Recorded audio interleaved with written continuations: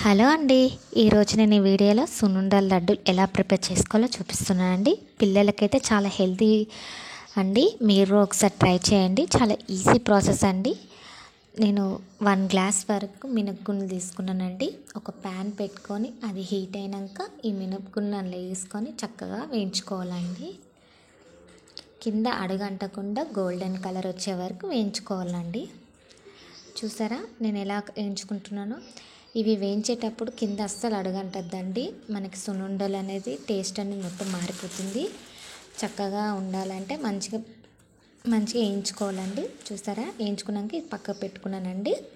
తర్వాత నేను ఏ గ్లాస్తో తీసుకున్నానో అదే గ్లాస్లో 1/2 గ్లాస్ వరకు షుగర్ తీసుకున్నానండి. తీసుకొని దాన్ని పౌడర్ చేసుకున్నానండి. అది పక్కకు పెట్టుకొని ఇప్పుడు ఈ మినపగుండ్లు ఉన్నాయి కదా చల్లారినాయి. తర్వాత అందులో వేసుకొని చక్కగా మిక్సీ పట్టుకున్నానండి. మెత్తగా మిక్సీ పట్టుకోవాలండి. తర్వాత ఒక గిన్నెలో తీసుకున్నానండి.